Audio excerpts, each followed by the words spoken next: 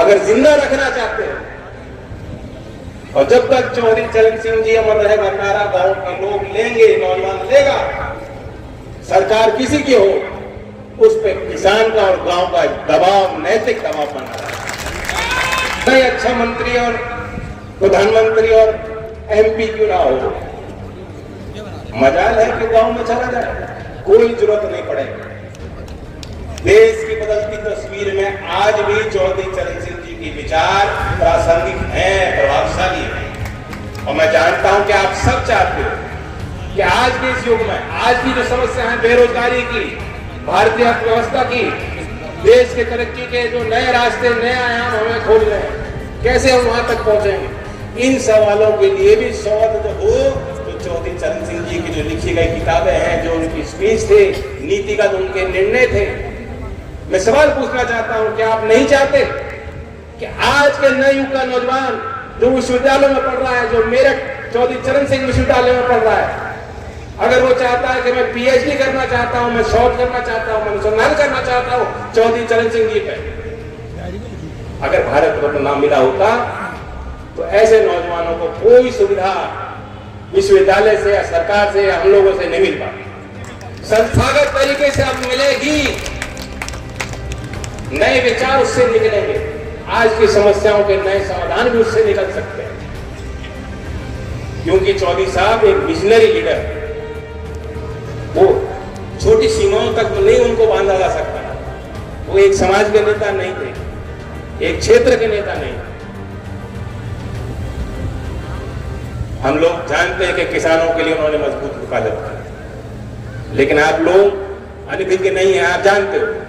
कि देश में जो सबसे गरीब वर्ग है, वंचित समाज के लोग, अनुसूचित जात के लोग, पहला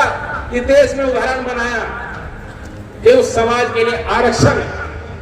और जमीन का मालिकाना हक, जब पटवारियों को एक कार्यक्रम के तहत उन्होंने हार किया था और लेखपाल की भर्ती की थी, चौधरी चरण सिंह जी ने वो सोचा। और इतने अनेक उदाहरण मैं दूंगा, मुझे आपको तो बताने की जरूरत नहीं, चौधरी साहब के बारे में आप जानते हैं। तो मात्र शक्ति के निर्णय से जीते हैं, सिर्फ आपके कहने से नहीं जीत होगी। तो घर की महिलाओं को, हमारी बेटियों को, जिनकी वोट बनी है, नौजवानों, चंदन की तो खास उम्र की बात हो रही थी, 35 साल की बात, 35 साल की बात, और अच्छा सोना लगता है। तो कोई कौन कह रहा था, ओमपाल जी कह रहे थे, चंदियों का बहुत ठंडे स्वभाव का, अच्छे स्वभाव, सरल स्वभाव का। जब ये मीरापुर से चुनाव लड़ रहा था तो मैंने इसके बाल खींच के बोला कि देखो कितना मासूम है, बोला था। संजय जी भी बहुत सीधे आदमी, सीधे थे कि नहीं, जो काम होता था कहते थे, जो नहीं था बस में कह देते, उस चक्कर में कभी कभी बुराई मिल जाती है।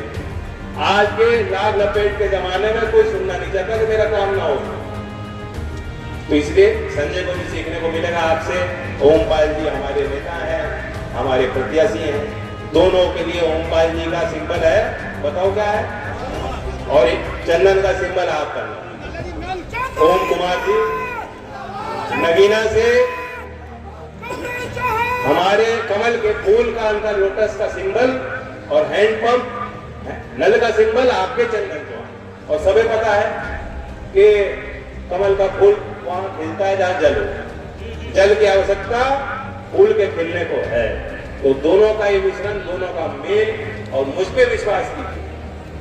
क्या हम लोग जब सरकार में हैं, अनिल जी आपके मंत्री, बिजनौर के लोगों का विशेष अधिकार लोकदल के लोगों का इन पे बना, और इन्हीं के माध्यम से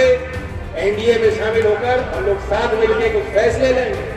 जिसका सीधा लाभ हमारे किसान को, महिलाओं को और नौजवानों को मिल सकेगा, बिजनौर जनपद और नगीना के पार्लियामेंट क्षेत्र को मिलता है। इसके लिए हम सब लोग मिलकर प्रयास करेंगे।